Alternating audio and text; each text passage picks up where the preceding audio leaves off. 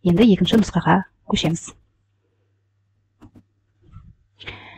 Екінші нұсқаның бірінші есебі де дәл жаңа бірінші нұсқадағыдай. Амалдарды орындау керек. 18-ден 11-ді бөлеміз. 18-ден 19-ға. Так, бірінші көшемізді өзгермей қалады. 18-ден 11 деп көбейтеміз. 19-дан 18 деп жазамыз. Мұнда 18 мен 18 қысқарады. Сонда не қалады бізде? 19-дан 11 деп қалады. Яғни жауап осы болады бізде. Бұл А. Енді әсін қарайық. Әсінде 14-тен 3-ті бөлеміз. 14-тен 7-ге тең болады. Бірінші бөлшек өзгермей қалады. Көбейтілген 7-тен 14. Мына 14 пен 14 қысқарады. 7-тен 3 болады сонда. Б есебін қарайық. 12-ден 26-ны көбейтеміз.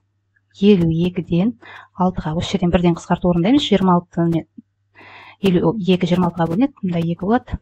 Мұнда 2 де 6-ға бөлінеді. Мұнда 2, мұнда 1. Яғни 4-тен 1 шығады екен. В есебін қарайық.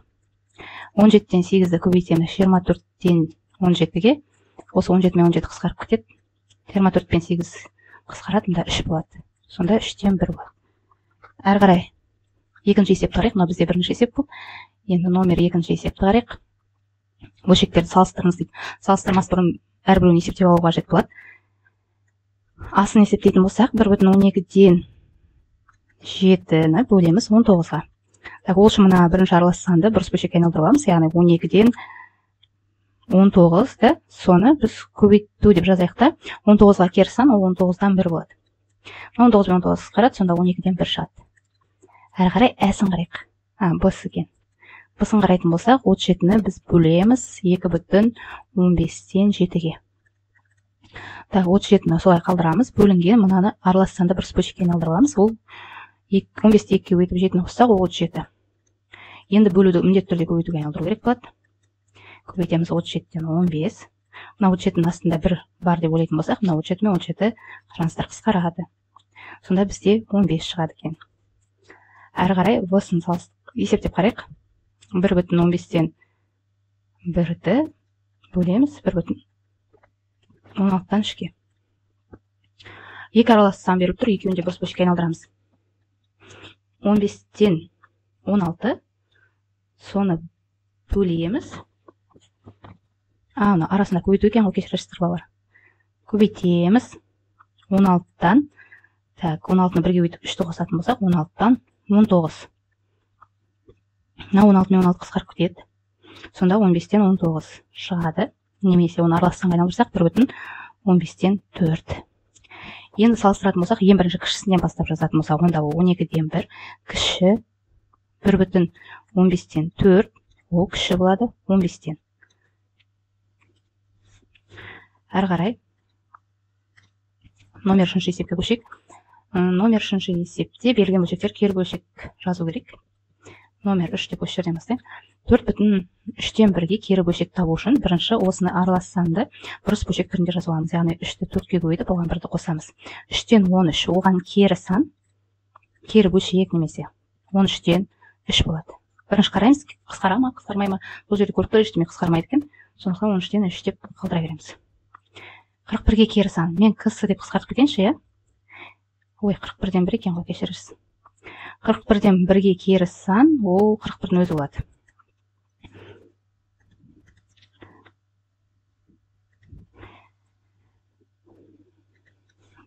Так, Б-дан С-ға кері сан, кері сан С-дан Б болады.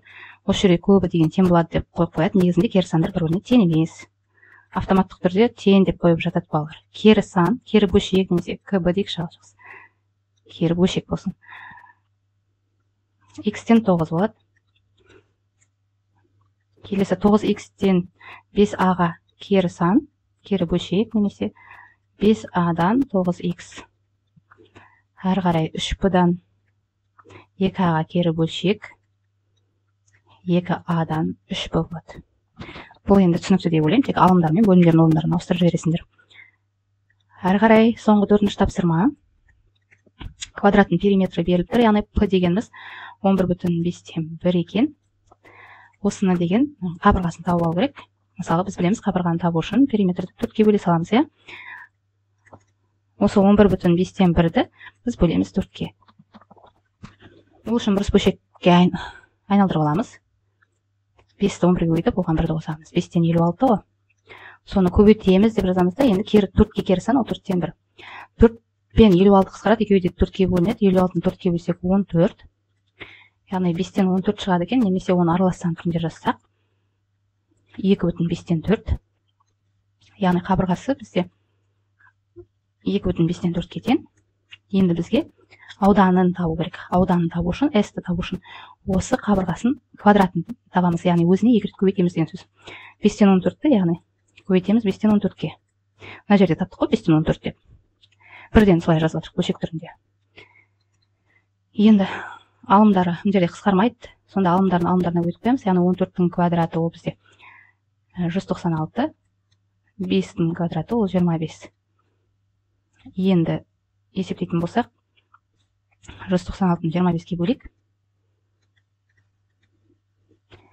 Так, 7-тен келеді. 7 5-ім 35, 3 ойда 4. 14, 17. Сонымен ауданын есептегенде 25-тен 196, немесе оны аралас сан түрінде жазсақ 7,25-тен 21 шығады екен. Назарларыңызға рахмет, балалар. Сау болыңыздар.